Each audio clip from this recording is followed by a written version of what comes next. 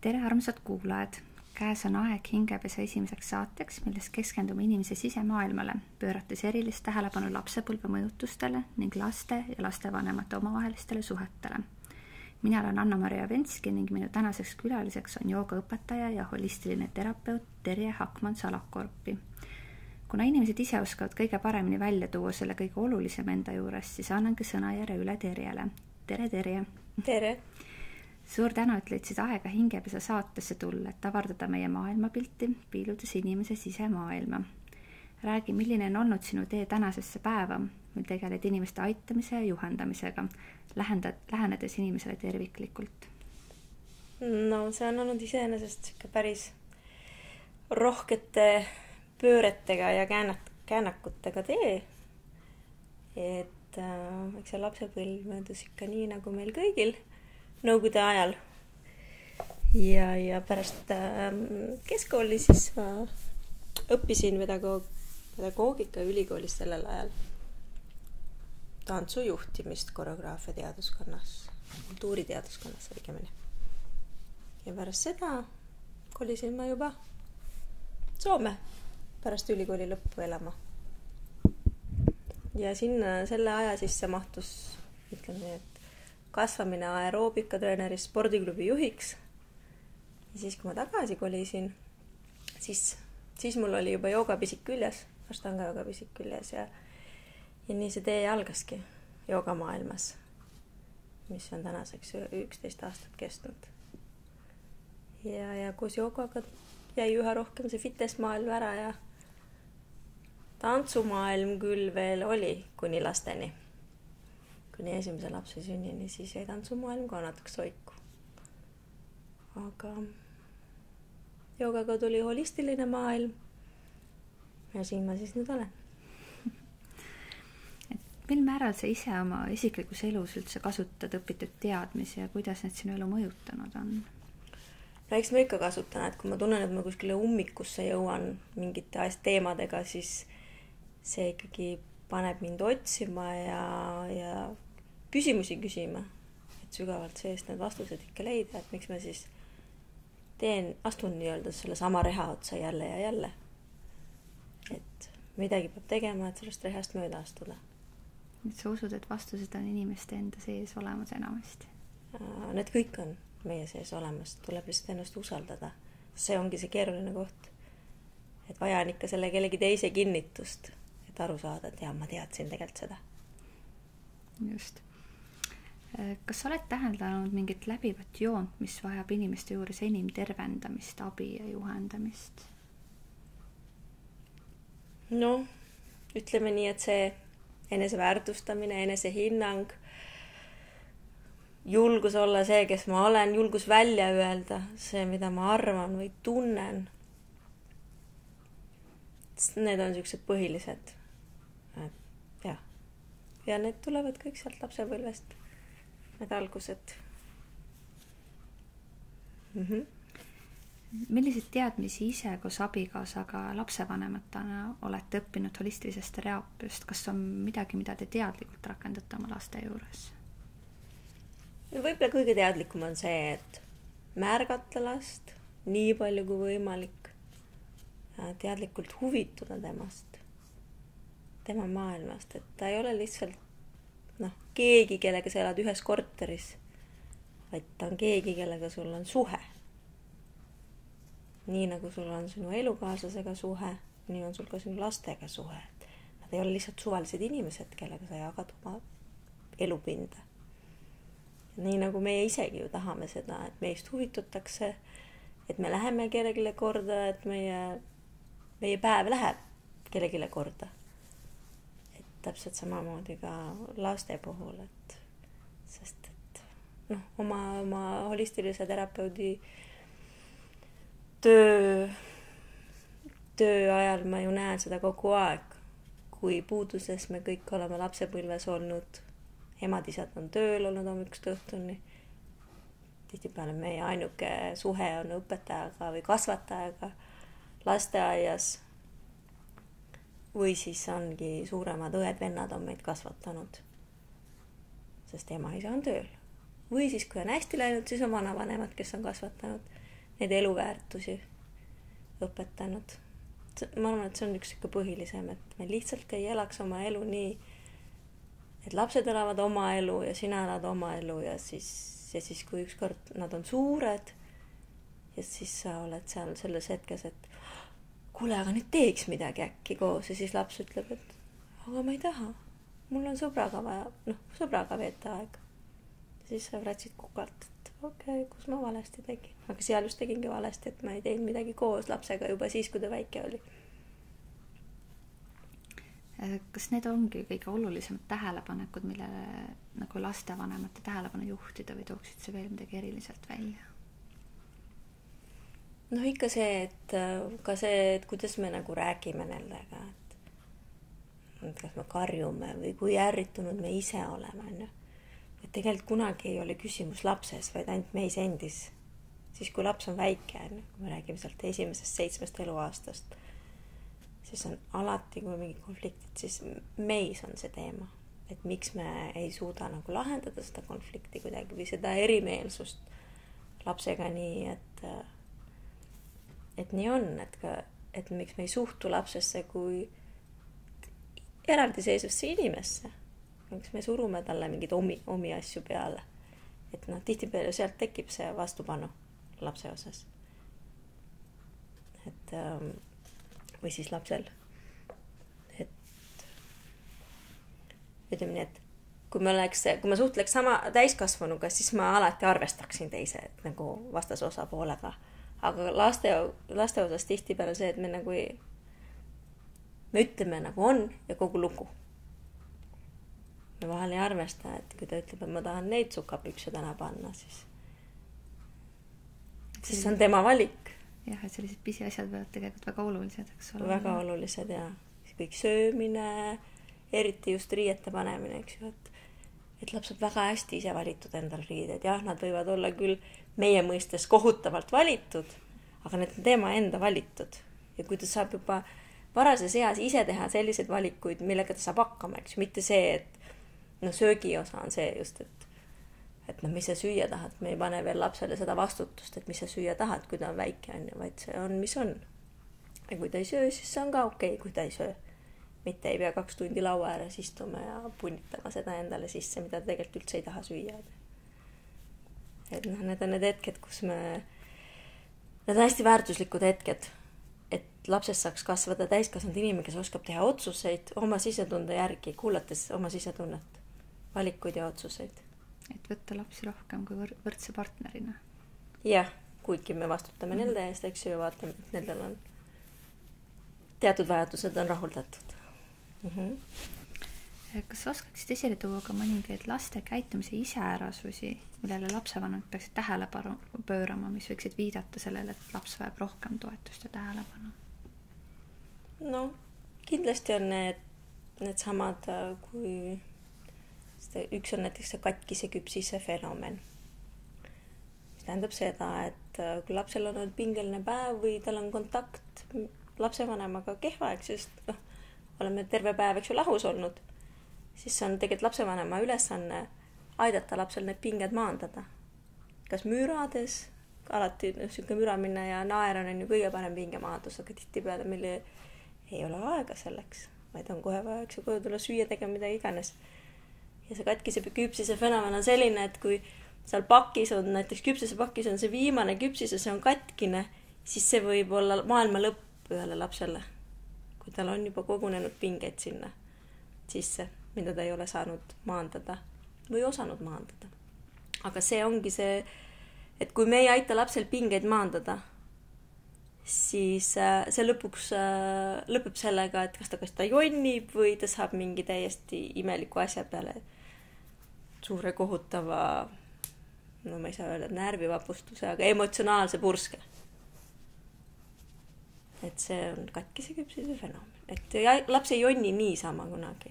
Tal on, kui ta emotsioone on aidatud maandada, kui lapsevanem on pannud tähele seda, et laps ei ole oma keskmes, siis see lõpuks lõpeb sellega, et ta võib seal kaubanduskeskuses sellili visata, kui ta ei saa midagi.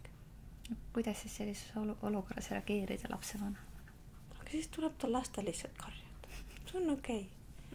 Minul on oma emaga kokkuleppe, et tema võib siis minna poe teise otsa ja teha näo, et ta ei tunne meid.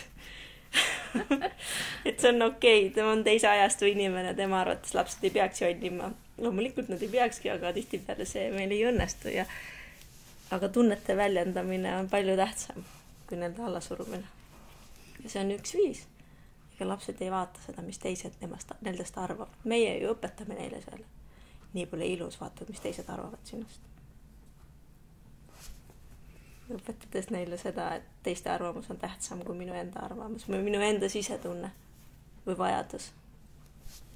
Just, et arenguruumi on palju. Ja, seda kindlasti. Lapsevanemaks olemine nõuab teinekord ka päris palju kannatlikkust. Kas on mingeid häid võtteid või nippe, kuidas pingelisematel hetkedel säilitada rahu ja tasakaalukus? No, ütleme nii, et ideaalmaailmas oleks see, et sa hingad või lähed teise tuppa korraks, hingad ja tuled tagasi ja kõik on hästi, eks ju. Aga minu enda kogemus on see, et see alati ei toimi, sest et kui minu endal on piiride kehtestamisega probleeme, eks ju, iseendal, siis mul on kohati ka raske seda oma lapsega kehtestada ja siis tihtipeale minu laps jõuab mind viia selle piirini, kus ma juba olen plahvatamise piiris. Ja siis ei ole mul enam kasu sellest mõttest, et mine nagu välja, hinga seal. Siis ma olen juba ise oma selles protsessis nii tugevasti sees. Aga mis aitab, ongi see, et õppida märkama varem seda, et millal sinu sees juba hakkab mingid muutused tekkima, et kui miski ei sobi sulle enam. Kui sa sellest sabast saad kinni, siis sa võid tõesti minna ruumist välja, kui vaja. Või öelda endale, et kõik on hästi, see on lapse emotsioon, see ei ole minu emotsioon. Ja siis mõelda, et okei, kuidas ma saan toetada last selles olukorras? Et mul ei ole vaja reageerida ju. Et praegult on lapsel mingi reaktsioon, midagi toimub temaga. Ja kuidas ma saaks seda toetada selles hetkes? Sest kui laps on emotsioonis, siis ei ole mõtet talle rääkida mingit mõistujuttu või moraali pidada. Sest ega kui me oleks emotsiooni keerises, siis vahet pole, mis keegi meile räägiks. Me oleks ikka jääks enda juurde kindlaks. Et püüda siis nagu teadlikumalt pidevalt kohal olla. Just.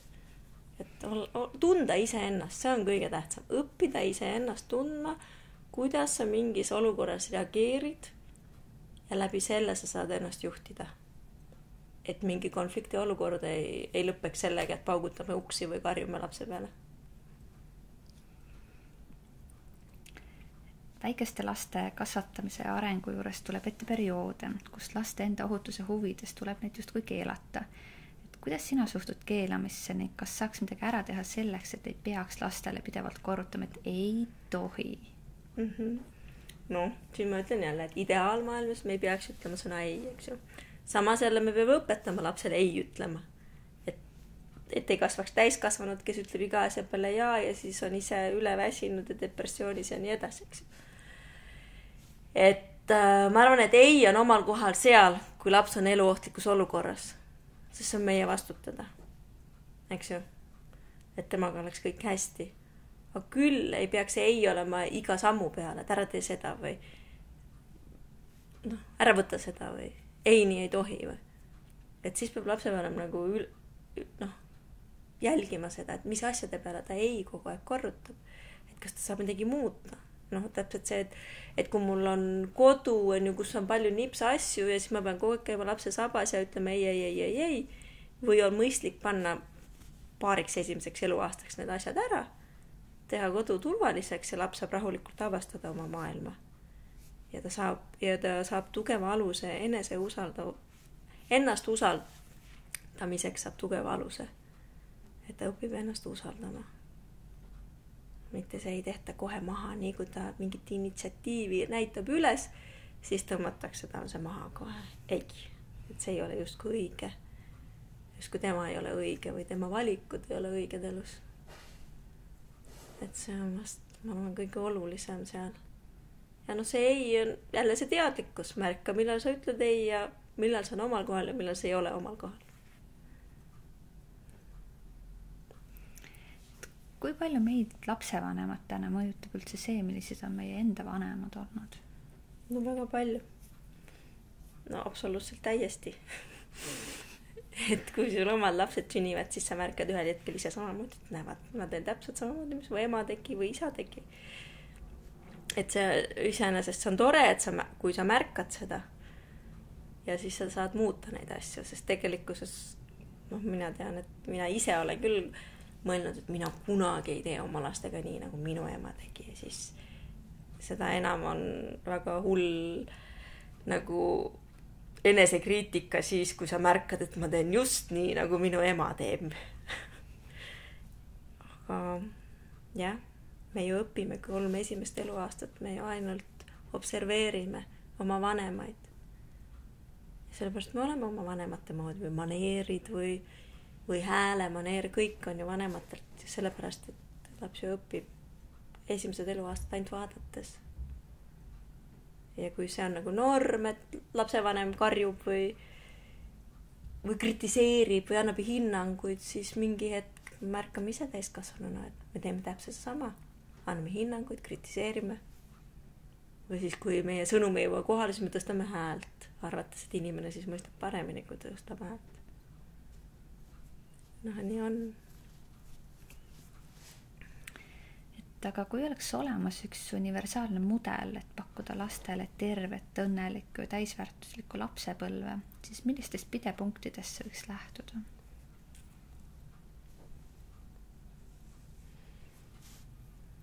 Tulebki pakkuda tervet, õnnelikku lapsepõlve. No, ma arvan, et kõige tähtsam ikkagi endale meelde tuletada, et ta on eraldiseisev indiviid ja ta sõltub küll oma vanematest väga palju. Aga et kui ta oleks näiteks külaline sul, et kuidas sa siis õpetaksid talle maailma? Ütleme, et ta on külaline välismaalt ja nüüd sa pead talle seda meie kultuuri või käitumisnorme õpetama. Kuidas sa siis õpetaksid sellele külalisele seda? Kas karjudes ja ei öeldes või püüdes kuidagi teistmoodi seda talle õpetada? Või see, et anda talle parimad väärtused eluks toimetulemiseks. Teha see lapsepõlv tõesti õnnelikuks. Sest need on kuni 15. eluaastas on nagu ääretult tähtis, et see lapsepõlv oleks õnnelik. Et temast saaks kasvada enesega rahul olev õnnelik täiskasvanud inimene.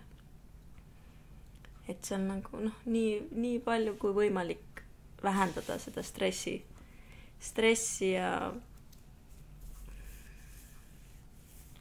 ma ütlen siis konflikte või loomulikult me ei saa ilma neldata, sest meie endis on nii palju mustreid ja oma lapsepõlvest. Aga ma arvan, et parim, mis sa saad teha oma lapse jaoks, on tegeleda ise oma lapsepõlvega kõigepealt. Õppides ise ennast tundma. Mõistes seda, millest sina oled ilma jäänud. Ja siis pakkudes seda kõike oma lapsele. Teadlik lapsevanem. Ma arvan, et see on kõige tähtsam. Võtmesõna siis. Jah. Sa mainisid vanust, et 15 eluaastat, et kas see on mingi murdeline punkt või miks just oluline number? Jah, ütleme nii, et kuni teismeea sinna, sest teismeeas toimub see lõplik irdumine täiskasvanutest oma vanematest, eks ju. Et siis inimene ka seesmiselt või energeetiliselt alustab seda iseseisvat elu. Kui seal ütleme, kuni 11. eluaastani on laps ema energeetikaga hästi seotud, veel tihedalt seotud, et siis see teismeeas toimub lõplik irdumine. Need, kui me selle hea nagu aluse paneme ja meil on hea suhe oma lapsega, oma kontakt, usalduslik suhe, et laps saab tõesti rääkida kõigest meiega. Tunneb, et ta on oluline ja märgatud ja armastatud. See on põhiline. Kui teraapiasse inimesed tulevad, siis esimene on see, et laps on tundnud ennast üksi, ta ei ole märgatud, ta tunneb, et ta ei ole armastatud või tahetud. Ja nüüd see laps on justkui nagu üksi kasvanud. Et need on põhilised see vajadus, eks ju, lapsel olla armastatud, märgatud. See peegeldus ka on ju vanemalt on kogu aeg tagasi lapsele. See positiivne peegeldus, mis loob seda positiivset minapilti. Et kui me peegeldame kogu aeg seda negatiivset tagasi, siis me kasvamegi väga tugeva sisemise kriitikuga täiskasvanud inimene. Et see on hästi tähtis see. Jah, me ei pea üle kiitma last iga sammu eest. Siis see jälle teistpidi, eks ju, tuleb natuke see kõverpeegel oma minapildist. Aga kui see on nagu selline aus, avatud ja ehe ja toetav minapildi tagasi peegeldus, siis see on ainult suurepärane toetus lapsena. Et me kõik teame ja nagu isegi oled siin maininud, et laste jaoks on ülioluline lähedane side lapsevanemaga, kuna see annab turvatunde ning aitab kaasa lapse arengule. Kuid kas ja kui oluline on tugev ja lähedane side lapsega lapsevanematele ning mida see võiks neile anda? Lapsega lapsevanematele? Jah, et mida see võiks selline lähedane side anda nagu lapsevanematele endale? See, et kui nende lastest kasvavad täiskasvanud inimesed, siis neil on endiselt lähedane suhe oma lastega. Nad on küll siuke juba täiskasvanute suhe, no. Aga et siis ei ole neid vanemad, kes kratsivad kuklad või kurdavad, et miks mu laps ei helista mulle, miks ta helistab ainult siis, kui midagi vaja on. Et see paneb aluse sellele. Elutervele suhtele tulevikku. Just nimelt. Sest lapsed lähevad üks hetk kodunt ära. Ja see, ma usun, et igale emale on see kõige valusam, kui laps läheb kodunt ära ja ta ei tunne enam üldse huvi, mis ema või isaga toimub, mis nende elus toimub. Aga kui see suhe on lähedane eluterve, siis nähtavasti ei ole see nii raske, eks? Just see, ma arvan, et see on isegi, see on ääretult loomulik, et siis jagatakse, siis tuntakse seda, et vanemad on alati kuskil selja taga olemas. Et vanemad on need, kelle juurde ma võin alati pöörduda nii oma rõõmude kui muredega. Et mul on inimene, kellega jagada, et see ei ole ainult mu elukaaslane, kellega oma muresid või rõõmusid jagada, vaid et mu see nagu kogukond on laiem. Et noh, mida rohkem mul on seda, neid armastavaid ja toetavaid inimese ju ümber, seda õnnelikum ma tõenäoliselt olen või päris kindlalt olen. Sa oled juba välja toonud mitmeid märksõnasid, kuidas hoida lähedast sidet oma lapsega. Kas on veel midagi olulist, mida sa esile tooksid? No ma arvan, et see, millest siin Eesti meedias ka hästi palju juba räägitakse, et mängi. Et see on see esimene nagu suhte loomine. Mängime. Ja loomulikult need nii-öelda õpetamised või igapäeva tegevuste õpetamised. Et kui laps üks päev on iseseisev, et siis ta oskab seda pesumasinat kasutada või tolmuimejat kasutada või triikmasinat kasutada. Mis tänapäeval ma kujutan ette, et see ei olegi nii iseenesest mõistetav. Et siin on ju pesulad olemas, pesumajad olemas, on koristajateenused olemas tegelikult. Või söögi valmistamine. Ma arvan, et see ei pruugigi nii iseenesest mõistetav olla tänapäevana. Sest Selveri soojaletist saab kõike. Kohvikuid on palju, ei ole ainult Narva või Moskva või Tallinna kohvik. Et see, et õpetada last nagu elus hakkama saada, on ka see, mis tugevdab siis sidet laste ja vanemate vahel. Ja, et teha koos asju. Või koos tegemine, ma arvan, et see võtmesõna. Aga milliseid raamatuid tooksid see esile, mis võiksid iga lapsevanema öökapil olemas olla ja miks just need? Noh, minu enda eelistused on või mis mul on hästi toetavad olnud ja ega siis kui lapsed sündisid, nad hästi kuidagi kinnitasid minu sisetunnet, et see on õige tee. No see Arukas armastus on minu üks lemmikraamatuid. Turvaline kiindumussuhe ja Nutt ja Jonni Hoog. Ja siis ahaparenting.com on selline lemmiklehekülg ikkagi, kus mina olen nagu enda jaoks saanud sellised vastused kõik, et kuidas siis seda last toetada, et temast kasvaks eluterve inimene, kui mind ju ei kasvatatud niimoodi. Mul ju puudub tegelikult oskus. Et kui ma kasvataks oma last nii nagu mind, siis temast kasvaks ka tõenäoliselt selline täiskasvanu, kes peab hiljem teraapiasse minema. Aga et see on parim, mis me saame teha, et uurida seda lastekasvatuse teemasid, eluterveid teemasid. Ja siis terveneda ka ise läbi selle oma lapsepõlve terveneda.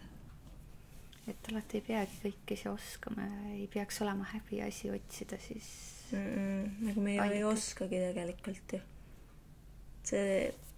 Või ütleme nii, et me oskame, kui me usaldaksime ennast ja oleme väga teadlikud iseendast. Ütleme, et tänapäeval ju nimetatakse teadlik lapsevanem. See on selline termin, mis juba käib igalt poolt läbi. Teadlik lapsevanem, mis see siis tähendab? Teadlik lapsevanem ongi see, et kes on iseendaga kontaktis, teab juba enam-vähem, et mis suund on õige, mis oleks nagu normaalne toetus, et saaks kasvada õnnelik täiskasvanud inimene sellest lapsest. Et kui ma täna teen nii, kuidas see mõjutab siis 10 aasta pärast lapse elu, või kui ma täna jätan midagi tegemata, milline see lapse elu siis 10 aasta pärast on, või meie suhe lapsega, et see teadvustamine. Mitte mingi listi järgimine. Loomulikult sa pead usaldama, eks ju. Oma sisetunnet, sest ainult sina tead, mis su lapsel on hea. Et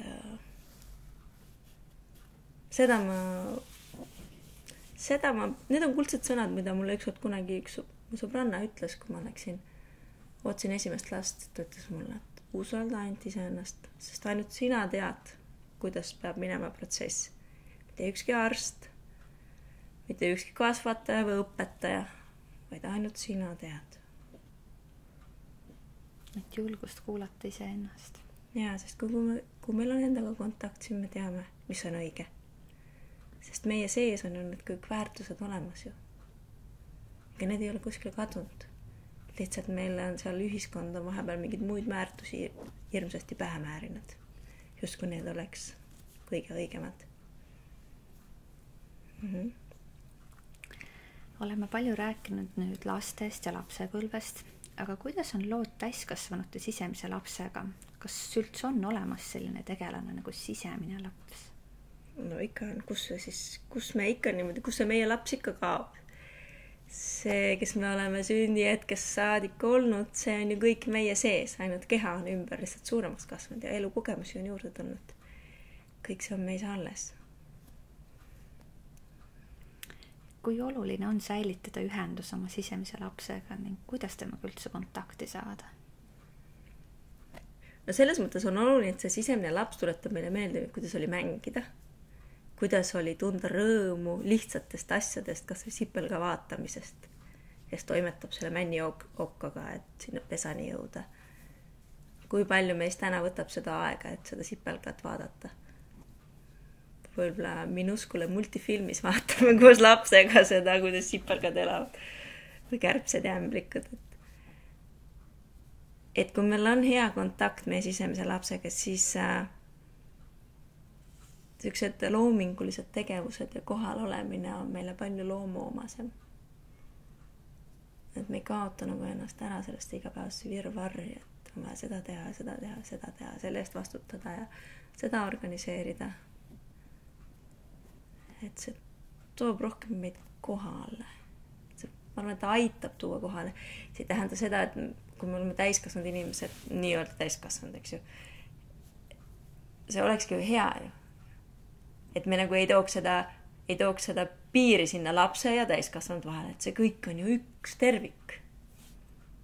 Aga võib-olla alguses, kui meil on olnud kehv kontakt iseendaga, siis see võib olla üks hea tööriist meil teha vahet, et no lapsena ma tundsin sellest rõõmu, aga miks ma enam ei tunne? Äkki ma peaks midagi selle jaoks tegema, et lubama endal rõõmu tunda sellest asjast, millest ma varem tundsin. Et see võib seal olla hea. Või siis, kui me reageerime negatiivselt millelegi, siis me võime ju küsida kohe, et okei, et milline vajadus jäi mul rahuldamata siis, kui ma väike laps olin, et kes nüüd reageerib minu sees. Vahel küsida seda, et kui vanaks ma muutusin selles konfliktis või olukorrast, mis mulle peavalu tekitab. Et kui vana laps minus reageerib praegult. Sest kui me oleksime eluterve täiskasvanud, siis me ei loobiks asju või me ei karjuks või me ei paugutaks uksi tõenäoliselt, sest me tuleksime toime nende tunnetega ja oskaksime väljendada rahumeelselt seda. aga kui meil ei ole seda oskust õpetatud lapsepõlves, antud seda võimalust vihane olla korralikult ja mõista seda, miks me vihased oleme, siis me harjutame seda täiskasvanud eas. Sellisel viisil, nagu väiksed lapsed seda teevad. Tänapäeval kiires ja asjalikus maailmas on väga lihtne oma sisemine laps nähtavasti ära kaotada, et on mingid nippi, kuidas temaga siis uuesti kontakti saada. No, kui sa tuled holistilisse teraapiasse, kindlasti leiad selle oma sisemise lapse ülesse ja siis ongi teadlikult hoida tema kontakti või võtta endal see lapsepõlve foto ja meenutada seda last, kes sa kunagi oled olnud, kellele elu oli tunduvalt lihtsam. Jah, kellel olid omad mured küll, aga siiski see hetkes olemine oli palju loomulikum, kui on tihti me täiskasvanuna tunneme. Et meil on see hetkes olemine keeruline, otsime neid tegevusi kogu aeg, mida on vaja teha, et mitte hetkes olla. Sest mis siis juhtub, kui hetkes oled? Siis tuleb ju kõik üles, mida sa oled usinasti alla surunud ja millele ei ole otsa tahtnud vaadata. Kindlasti on paljud meist kuulnud korduvalt, et soovides näha muutust maailmas, tuleks alustada iseendast. Kas ja mil määral on võimalik üldse inimese harjumusi, käitumise ja mõttemustreid muuta? Ma usun, et väga palju on ja täiel määral. Lihtsalt see protsess nõuab suurt teadlikkust, nõuab mõnes mõttes distsipliini, enesedistsipliini, et ma teadlikult soovin muuta seda. Olgu see toitumisharjumus, olgu see, et mul on komme kogu aeg mingid hinnanguid või silte anda, eks ju. Ma teadvustan või mul on komme solvuda ja sulguda, eks ju. Ja mitte midagi endast välja anda. Et sul peab olema tahtmine ja motivatsioon seda teha, siis sa teed seda kindlasti. Muudad oma mustreid, mis iganes. Aga see motivatsioon peab seest tulema, eks ju. See, et kui ühiskond ütleb, või siis teine inimene kõrval, võib-olla lapsed on piisav motivatsioon, eks ju. Muuta ennast, ma ei karjuks nende peale kogu aeg või mis iganes. Et vaadata enda sisse ja küsida endalt, kas see on see inimene, kes ma tahan tegelikult olla. Kas see teeb mind õnnelikuks, kui ma olen selline? Et kas inimene on võimeline muutuma ja leidma rahu oma sisemaailmaga näiteks läbi holistilise teraapia? No ma tahaks loota küll. Eks sa ikka, kui sa ennast õpid tunda rohke ja kui sa avastad neid tundeid, mida sa oled alla surunud ja sul on blokeeringud, tunnete blokeeringud, kui sa vabastad need, kui sa õpid ennast igast aspektist tundma ja aktsepteerima ja armastama end sellisena, nagu sa oled, siis see on vältimatu, et see lõpptulemus on rahulolu iseendaga, sisemine rahulolu ja tasakaal. Mis sinu jaoks näib üldse olevat kõige olulisem selleks, et inimene oleks õnnelik ning tema elu oleks terviklik?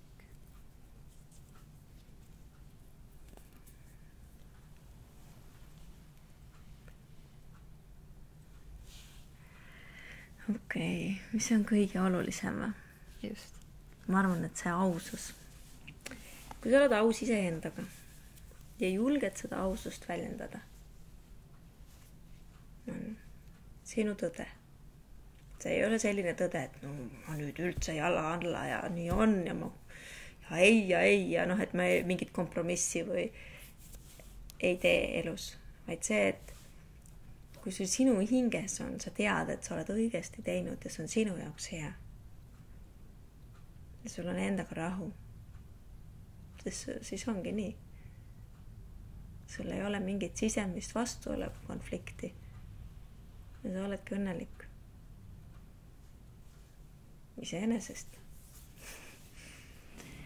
Kas on olemas ka mõni konkreetne mõttetera, millest sa oma elus lähtud? No mul oli pikalt see, et kõik inimesed on head. Et oma loomult on inimesed tegelikult head. Aga, ja ma usun seni sellesse.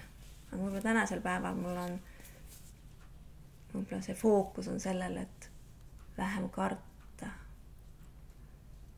Et tõesti nagu, sa ei peagi otsa vaatama oma hirmudele, vaid sa lihtsalt mõnes mõttes nagu eirad neid. Et sa ei anna neile jõudu. Sest hirmud jääb meil palju asju elus tegemata. Hirmud ütlevad meile, et me ei ole väärt või kes ma selline olen, et siin elus midagi korda saata suurt või et mis nüüd mina, et teised on palju paremad või seal on inimesed, kes oskavad ja suudavad palju rohkem, on ju. Et see siuke võrdlemine kogu aeg. Aga kui me nüüd selle hirmu saadame metsa seenele, siis ma usun, et enamus meist inimestest teevad väga palju suuri asju siin elus. Suure avatud südamega. Et jah, tänaseks on mul see, et hirm võib metsa seenele minna. Sest et ma tean, et see takistab mul olemas see, kes ma tegelikult olen. Et see on mul, praegult on see mul fookus. Kõige olulisem on märksõnad siis, et teadlik kohalolu ja mitte karta. Jah, et see ei ole siuke hulljulgus, et ma nüüd pean kõndima kuskil seal järsaku ääre peal, et vaadata, kas ma kukun või ei kuku, on ju. Vaid see, et mida sa elus teed või kuidas sa väljendad ennast või vahet ei ole, kuidas sa väljenda ennast. Küll sa siis õpid väljendama just nii nagu vaja. Et kui ma nagu ei tee seda ja ei harjuta seda, vaid kardan, et juba ette see, et ma ei oska ennast väljendada, ega ma ju ei õpigi seda tegema siis ju. Et see on, ja laste puhul sa märkad ka, et on lapsed, kes on palju julgemad kui teised lapsed, eks. Et kuidas siis toetada neid lapsi ja julgustada, et pole midagi, proovid veel. Mine, proovi veel. Nii kaua, kuni õnnestub. Kui see on sulle tähtis, et sa tahad seda teha, siis sa nii kaua teed, kuni see õnnestub. Ilma, et sa mingit hinnangut annad endale vahepeal, et ma ei saa hakkama, ma olen nii rumal, kole ja paks, eks ju. Mis tihti peale ütleme. Minule mõjus küll igastes sinuga jutuajamine juba julgustavalt ja valgustavalt, et ma tänan Terje sind väga selle imeliselt inspireeriva audiorännaku eest. Ja armas kuulaja, sulle soovin aga imelist sisemist kasvamist ja julgust enesele ausalt otsa vaadata. Kui tänane jutuajamine sind kõnetas, siis Terje kontaktid ja detailsema teekonna holistilise teraapiani leiad interneti avarustest www.ashtanga.ee. Aitäh! Aitäh!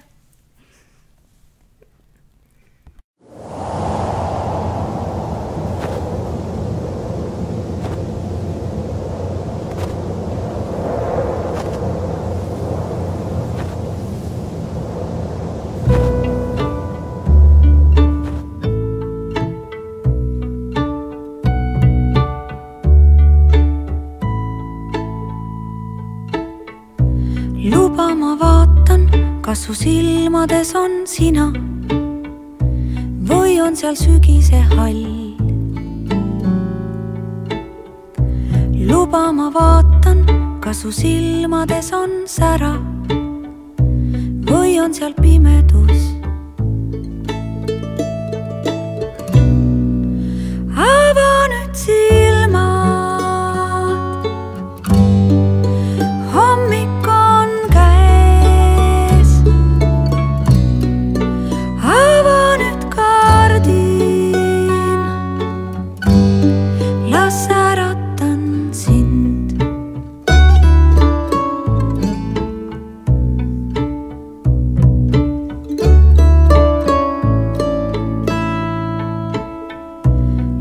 ma vaatan, kas su silmades on naer või on seal pisarad.